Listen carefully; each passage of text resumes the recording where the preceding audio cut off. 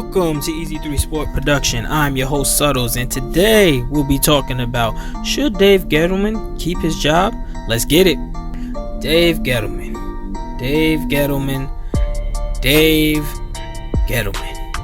He has been the Giants GM for the past 3 seasons, and the looming question is, should he keep his job after this season?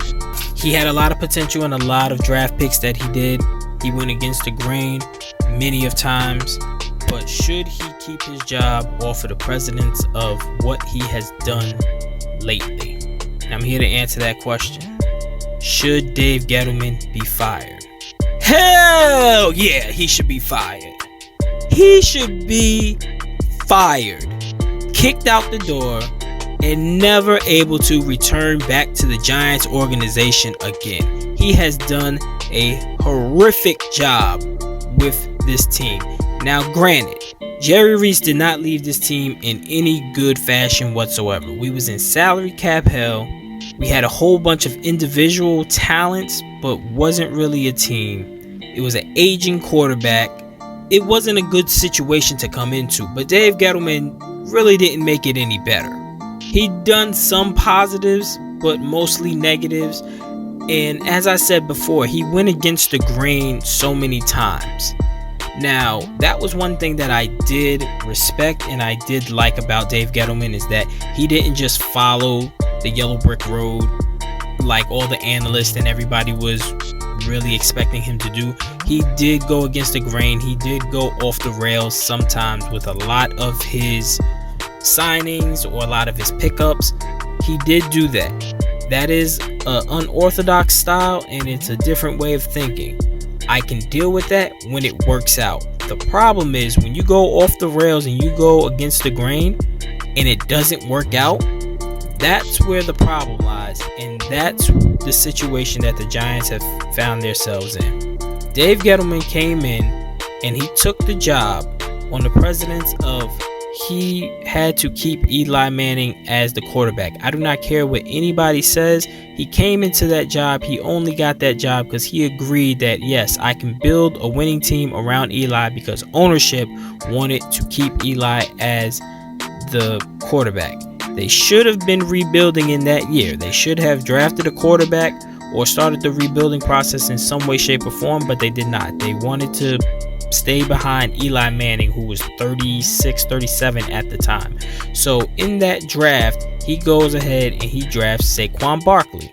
When was the last time somebody drafted a running back that high and did not have an offensive line for that running back to run behind? Saquon Barkley overall is a crazy android type talent. But when you put him behind a terrible offensive line of like what we had and we've had for the past couple of years, you've seen what happens. He breaks down.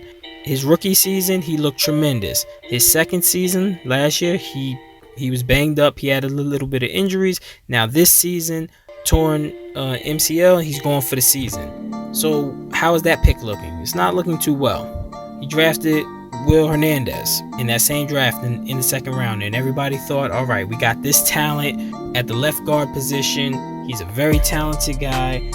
We can see him as being a Pro Bowler. He can be a good starting left guard for the future years. Will Hernandez is not looking too well. He's looking pretty damn bad. Then you draft BJ Hill. We thought he was going to be good. He hasn't done anything. Lorenzo Carter, we was expecting him to break out last year. He didn't break out. He was doing pretty good this year, but now he's got a torn Achilles. He's gone. So now we're going into the next year's draft, and I haven't even gotten to the free agency signings yet, so I'm not even about to go through those, simply because they were just so terrible that I don't even really want to go through the Jonathan Stewards and the trade for Alec Ogletree. Like, we all know how bad that really worked out. So going into the drafts, because these were supposed to be his strong suits. The draft was supposed to be what he bet his money on, and really none of them have worked out. You took Daniel Jones at 6 when every analyst was saying that he's a second round guy or he's a late first round, but 6 is too high. The reason why he drafted him, it wasn't even a Gettleman pick.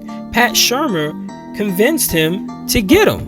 because Pat Shurmur said that I can work with that guy, get me that guy. And we seen what DJ did in his rookie season with Pat Shurmur. But now you fire Pat Shurmur, now he looks trash. He just looks terrible in this Jason Garrett offense. All right, then you draft Dexter Lawrence, which Dexter Lawrence was a good pick at 17, kind of high, but as a player overall, he is a good interior defensive lineman, so I can give him kudos to that.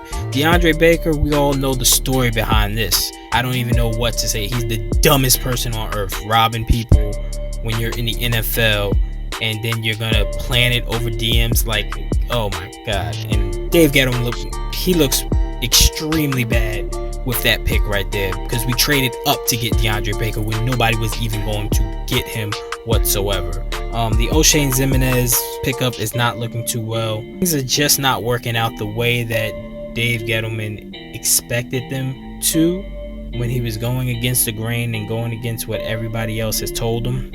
For these draft picks, just in general, I believe that he should just lose his job, because there's nothing in these draft picks that you can see that's going to produce, that's going to help us become a better team. So I believe he's gone. He's probably going to be gone by the 7th game. If we start out 0-7, Dave Gettlemen is gone, and he should be, rightfully so.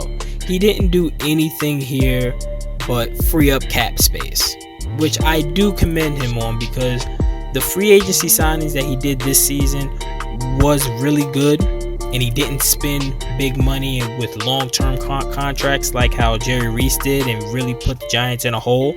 But I believe that these free agency signings can also be credited to Joe Judge and the way that his process is. So I feel like that Joe Judge had more of a hand in the free agency signings this year. That's why they're looking as well as they are, because the past 2 years when Dave Gettlemen was signing free agents, they looked like straight trash. Oh man, the New York Giants, man. It's time to get rid of Dave Gettlemen. It is time to do something outside of the organization. These are the two ways that I would like to see the next GM come in. The first way, I really want it to be this way, because this is how a lot of other teams are doing it. Allow Joe Judge to pick the GM, because we like Joe Judge. We really do like Joe Judge, like a lot of the fans, but you got to give him time to be able to build this up. So go outside of the Giants way, because this isn't the 1980s no more. Go outside the Giants way and allow the head coach to be able to handpick the general manager. We've seen it happen with a lot of the teams around the NFL, and it's working with success. Biggest one I can think of is the 49ers. Kyle Shanahan handpicked John Lynch. They've worked together. They was able to put a team together because they had the same philosophy, and they end up going to the Super Bowl, and they still look like a strong contender. That's the way that I would like to see it, me personally. Allow Joe Judge to handpick that general manager.